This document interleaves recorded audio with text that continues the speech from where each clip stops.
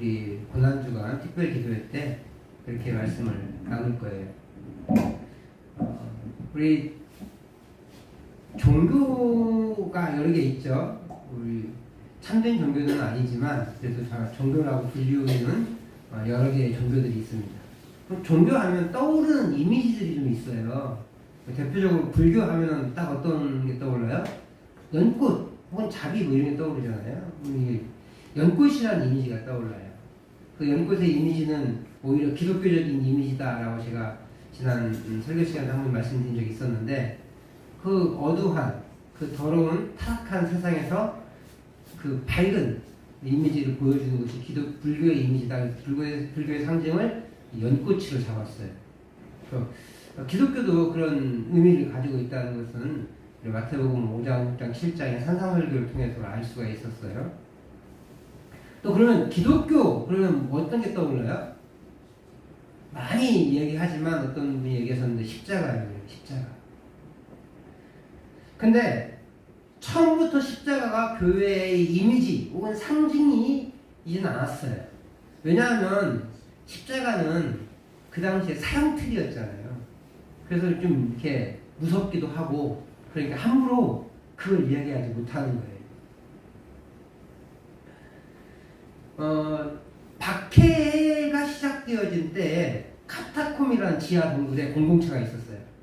그러니까 로마의 박해를 피해서 카타콤이라는 굴에 들어가서 살았습니다. 근데 거기를 보니까 발견돼서 찾아보니까 벽에 그림들이 그려져 있더라고요. 근데 그 그림 중에 하나가 공작이었어요. 공작을 그렸더라고요. 공작을 왜 그렸을까 생각해보니까 공작은 불멸을 상징한대요. 그러니까 자기들이 박해를 피해서 도망갔지만 망하진 않았잖아요. 그러니까 우리 기독교는 불멸이야 라고 하면서 공작을 그려서 불멸을 상징했다고 합니다. 그러니까 카타콤 공동체는, 지하 공동체는 그렇게 기독교를 공작으로 상징한 거예요. 또 다른 예를 들면 물고기도 기독교의 상징으로 쓰인 적이 있습니다. 한 2세기 때 이렇게 쓰였는데, 이것이 90년대 우리나라에 혹은 2000년대 초반에 좀 유행했던 적이 있어요. 바로 차량 뒤에다가 이 물고기 그림을 그리는 거였는데, 우리 한번 넘겨볼래, 저희가? 요 그림 혹시 기억나세요? 차 뒤에다 저거 붙여고 다니신 분도 있었잖아요. 되게 익투스 혹은 익시스라고 하는데, 그 다음 장을 한번 넘겨주세요. 네, 저게 약자예요. 익시스라고 해서 예수 그리스도 하나님의 아들 구세주, 우리의 구세주. 그래서 예수스 크리스토스 세우 휴스, 그다음에 소텔 이렇게 해가지고 예수님은 예수 그리스도는 하나님의 아들이고 우리의 구세주입니다. 이 앞자만 딱 따서 글자를 붙여보니까 물고기가 된 거예요. 그래서 초대교회의 암호였어요, 암호. 근데 이제 박해가 좀 지나갔잖아요.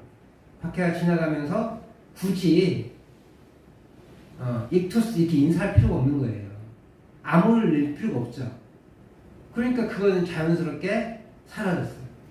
한때 우리나라에 저게 유행이 되어가지고 차량 뒤에 딱 붙이고 다니면서 나는 기독교인입니다, 그리스도인입니다 라고 이렇게 상징으로 쓰인 바도 있긴 했지만, 예쁘게 만들어서 지금은 이제 거의 그거를 하는 사람들이 없죠. 그러나 역시 그 외에 더 많은 그 상징들이 있었어요. 초대교회 보면은 비둘기도 상징으로 쓰이기도 했고요. 그리고 비둘기도 지금도 가끔 이렇게 우리 안에서는 어떤 의미인지 알고 있죠. 그 다음에 월계관, 승리의 월계관, 예수님의 승리를 상징해서 월계관을 사용하기도 했고, 또 구약 성경의 방주, 구원의 방주의 방주, 아브라함, 다니엘, 승리한 사람들의 늘 그리면서 이쪽 기독교의 상징으로 사용하기도 했다고 합니다. 근데 여전히 그런 것들 중에는 여전히 기독교의 상징으로 남아있는 것들은 없어요. 가끔 비둘기라든지 이런 것들이 추억하면서 우리끼리는 사용되고 있지만 대외적으로는 이것이 교회입니다 라고 상징하는 뭐밖에 없어요? 십자가밖에 없어요. 그래서 교회는 첨탑에다가 항상 모든 교회가 십자가를 답니다. 이유는 그것이 교회의 상징이기 때문에 그래요. 왜 십자가만 기독교의 상징으로 남았고 그렇게 교회의 첨탑에까지 걸리게 됐을까? 또 지금은 너무 패션화돼가지고 그 추악한 그 고통스러운 십자가를 목에 걸고 다니는 사람들이 참 많아졌어요. 그나마 예수 믿는 사람들이라면 나는 그리스도의 십자가를 기억합니다라는 상징으로 사용할 수 있는데 이 예수 안 믿는 것들이 일부러 저급한 표현을 쓴 거예요. 예수 안 믿는 사람들을 다루고 다니면 창피해요. 저는 개인적으로. 패션으로 둔갑되어진 그리스도의 상징, 기독교의 상징, 사탄은요 그렇게 십자가의 가치를 저하시키고 곡해시키는 역할을 하고 있는 것 같아요. 성탄절도 마찬가지잖아요.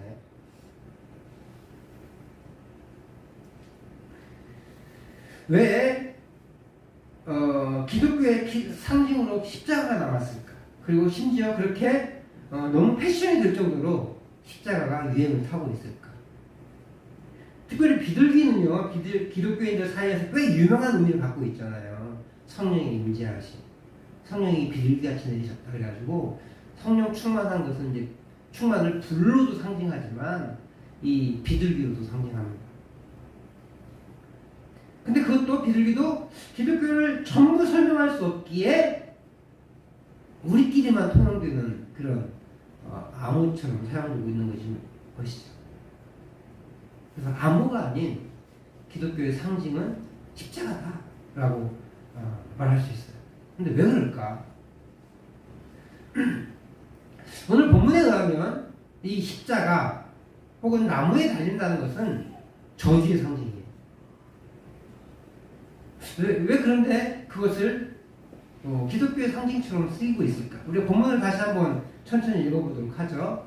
우리 신명기 그 읽어보겠습니다. 시작.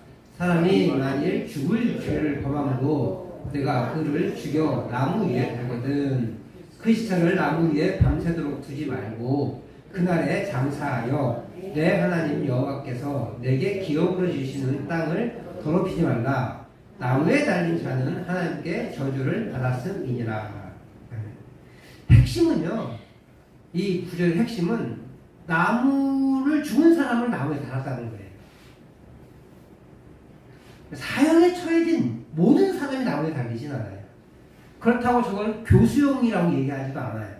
교수형을 말하는 게 아니에요. 죽은 사람을 나무에 다는 거예요. 그럼 우리나라에 어떤 게 있었어요? 옛날에 효수가 있었죠. 우리나라에 그거 있었잖아요. 효수하는 이유가 뭐예요?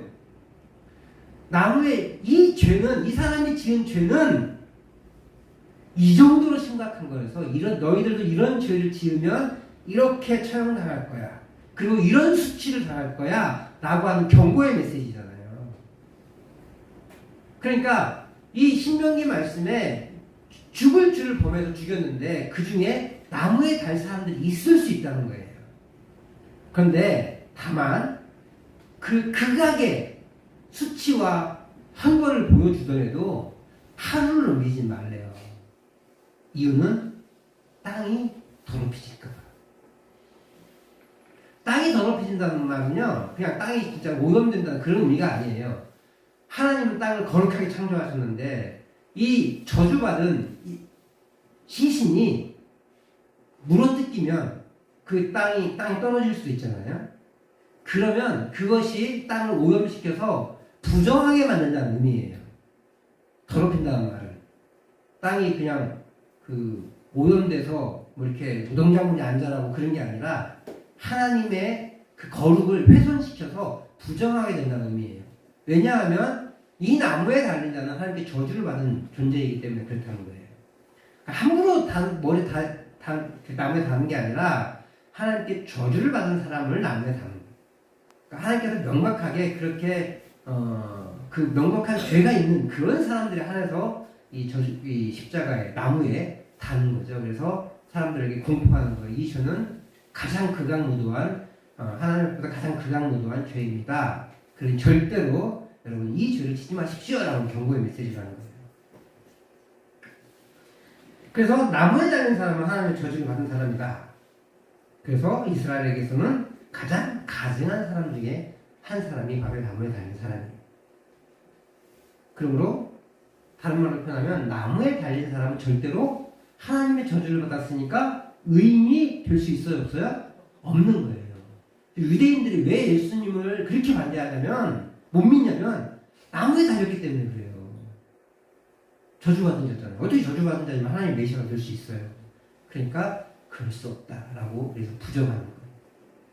실제로요, 예수님도 하나님 아버지께 버림받았다, 즉 저주받았다는 것을 외쳐요. 마가복음 15장 34절 말씀을 같이 한번 읽어보도록 하겠습니다. 시작. 제9시에 예수께서 크게 소리 지르시되 엘리 엘리 라마 사박다니 하시니 이를 번역하면 나의 하나님 나의 하나님 어찌하여 나를 버리셨나이까 하는 뜻이다. 하나님께 버림받았어요. 아니 아빠에게 버림받았어요. 얼마나 큰 저주예요. 얼마나 큰 상처고. 9시면은요 제9시면 예수님이 죽으시는 시간이거든요. 오후 3시쯤 되는 시간. 그 마지막 순간에 외치신 예수님의 절규는 하나님이 자신을 버리신 것에 대한 통곡이에요.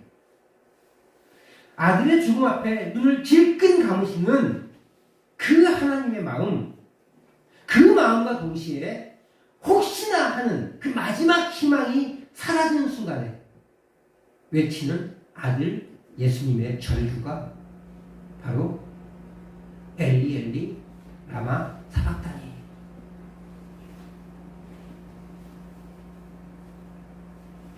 마지막 희망이 사라졌다는 그 저주의 대상이 되었다는 것을 말해주는 거예요. 그렇게 예수님은 하나님 아버지로부터 버림을 받은 저주의 상태에 처해지십니다. 그러니까 이 저주받아 죽은 예수님이 메시아가 될 수 없다는 것이 유대인들의 생각인 거예요. 그래서 절대로 예수를 그리스도 즉 메시아로 인정하지 않습니다. 그는 저주의 대상인 나무에 달린 사람이기 때문에 그렇습니다. 우리 얘기하죠. 십자가에 달렸는데요. 십자가 모양이든 십자가 모양이 아닌 혹은 T자형의 모양이든 관계없어요. 중요한 건 나무에 달렸다는 거예요.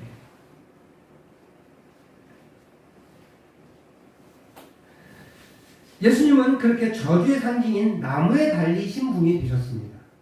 그러므로 다시 말씀드리지만 유대인은 절대로 예수님을 메시아로 인정할 수가 없는 거예요. 그렇게 처절한 것이 바로 십자가입니다. 저주의 상징이고 가장 치욕스럽고 가장 고통스러운 형벌이 바로 십자가입니다. 그런데 우리가 이 십자가를 생각할 때요, 치욕과 고통이 핵심이 아니라는 것을 기억해야 돼요. 너무 카톨릭적인 신앙이 우리한테 들어와가지고 사순절 막 이렇게 하면서 고통에만 집중해요. 고난에만 집중한다고요. 그건 카톨릭 신앙이에요. 기독교는 고난을 무시하진 않지만 고난에만 집중하지 않아요. 그래서 우리는 사순절을 지키지 않습니다. 특히 우리 교단은 사순절을 잘 안 지켜요. 여러분 사실이요, 사순절을 지켜야 성도들이 더 기독교에 집중하게 돼요. 예수님 너 때문에 고난받았어 막 그러는데 얼마나 가슴 찔려요. 그걸 계속 40일 동안 강조하는 거잖아요. 근데 기독교의 고난은 그게 핵심이 아니거든요. 예수님 고난받았다가 핵심이 아니에요. 핵심은 부활하셨다예요. 죽음을 이기셨다예요. 그렇기 때문에 고난을 약화시키는 거죠. 무시하는 게 아니라. 그리고 더더군다나 고난이 핵심이 아니고 뭐가 핵심이에요? 저주받으심이 핵심이거든요. 근데 기독교가 저주는 얘기 안 해요. 예수님이 저주받으셨다는 얘기 잘 안 해. 왜 그런지 모르겠어요. 아마도 예수님이 저주받았다는 말을 하기가 좀 부끄러운 것 같아요. 그리고 예수님이 저주받았으니까 나하고 상관이 없는 거야. 나한테는 막 찔림이 덜해. 그러니까 강조를 안 한 거 아닐까. 이건 추측인데 그런 것 같아요. 근데 고난 고난이 핵심이 아니라 저주가 핵심이에요. 저주가 떴으니 고난의 길을 갈 수밖에 없는 것이고, 그리고 저주의 상태가 고난이기 때문에 고난이 드러날 뿐이지, 이 신명기 오늘 본문 말씀 21장 22절 23절 말씀에 의하면 예수님은 저주받으십니다. 그 핵심입니다.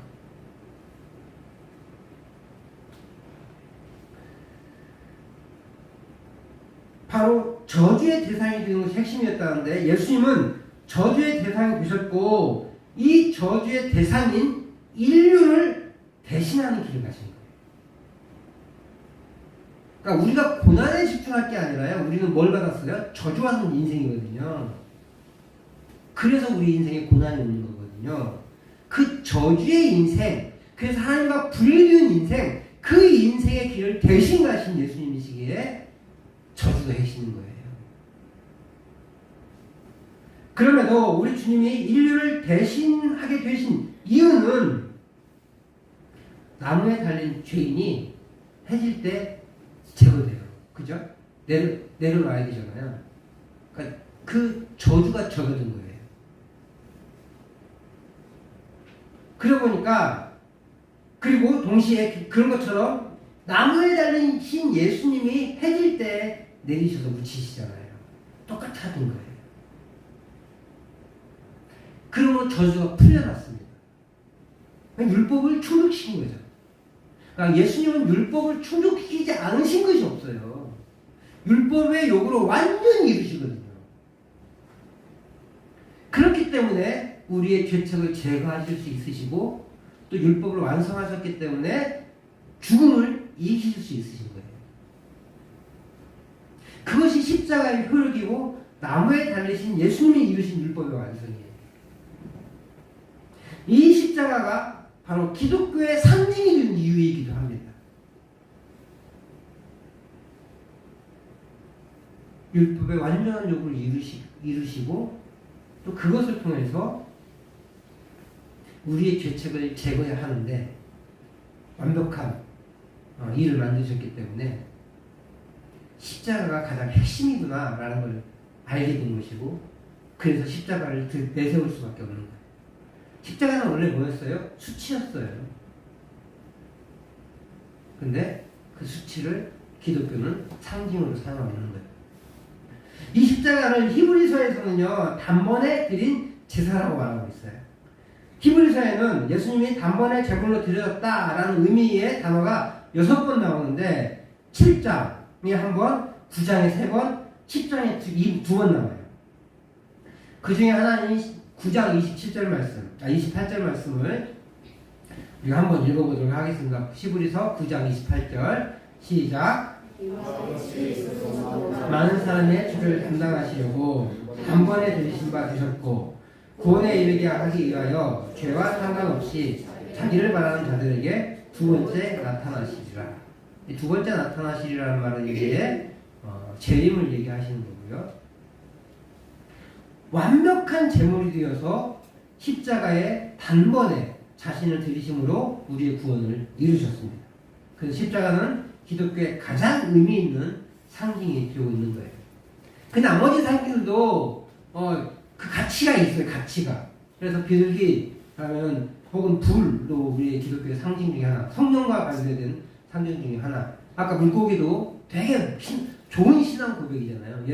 진짜 완벽한 신앙 고백이거든요. 예수 그리스도, 예수님이 그리스도이시고 하나님의 아들이시고 나의 구세주이십니다. 이런 멋진 고백이 어디 있어요? 그렇지만 드러낼 수 있는 상징이 되지 않기 때문에 그것이 묻혀지고 또 이렇게 저주의 상징이지만 가장 의미 있는 영광의 상징으로 쓰임받고 있는 거예요. 영광의 상징이라고 해서 기독교 그 십자가의 고통이 사라지냐? 그건 아니죠. 그럼에도 저주가 영광이 되었기에 하나님의 사역의 핵심이 된 거예요. 사랑하는 성도 여러분, 우리는 오늘 십자가를 어떻게 대합니까? 패션의 하나로 생각하십니까? 만약에 여러분, 우리 성도님들에게 십자가 목걸이, 반지, 어떤 십자가에 관련된 액세서리가 있다면 그것을 예쁘지라고 하지 마시고 나의 신앙 고백입니다라고 하는 고백의 상징으로 가지고 다니십시오. 누가 혹시라도 예쁘다 그거 하시면 내 신앙 고백입니다라고 받을 수 있어야 돼요.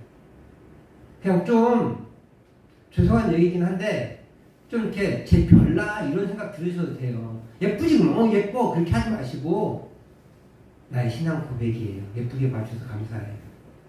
좀 이런 거에는 진지하게 나가야 돼요.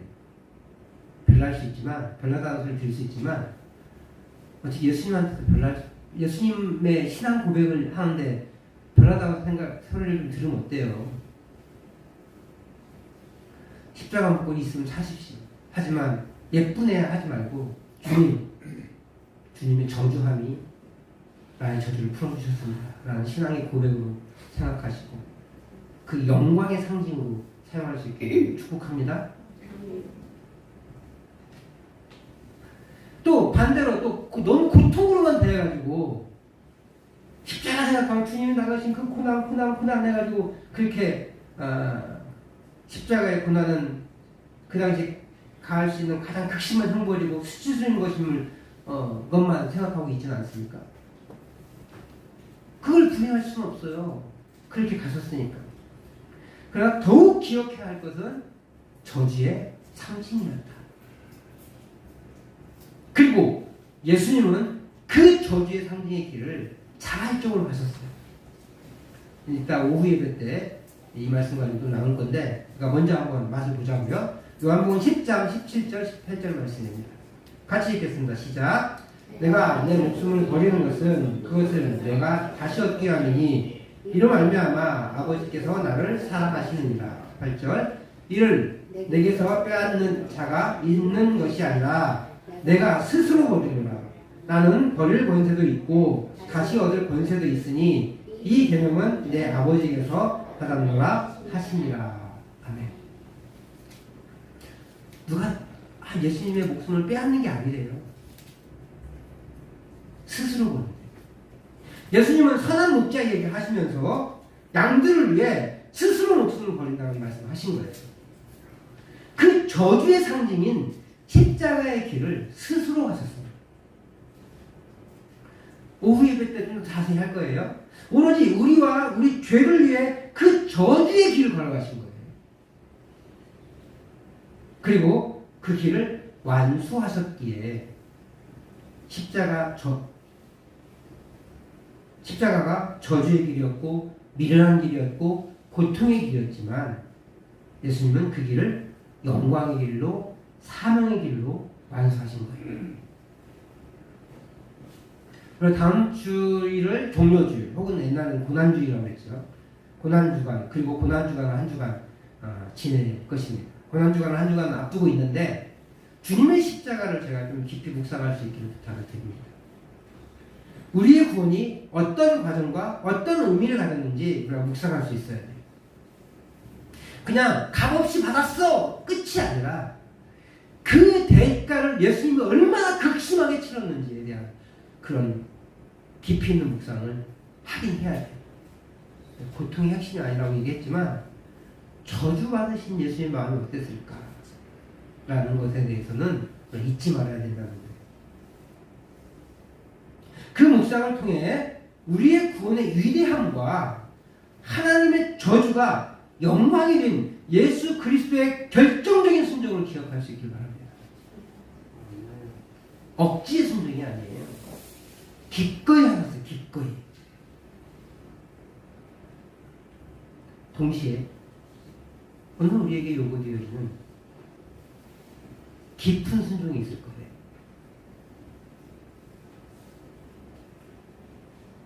사람마다 하기 힘든 순종의 길이 있어요. 하기 힘든 십자가의 길이 있어요. 그래서 제가 십자가 그러면 고통이라는 말 쓰기 싫어해요. 고통이 아니라는 말은 아니에요.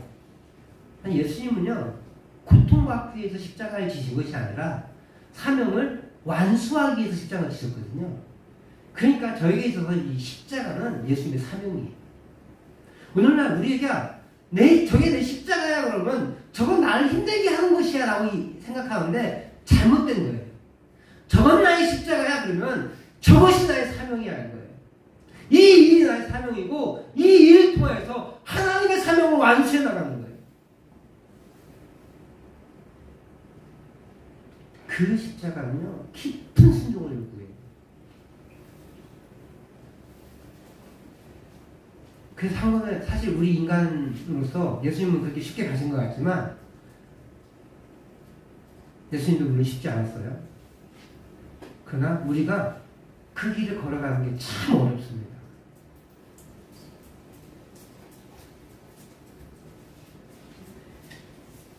그런데 그 예수님의 결정적인 순종을 우리가 기억할 때 우리도 그 깊은 순종의 요구가 있을 때 그 순종의 길을 걸어갈 수 있을 줄 믿습니다.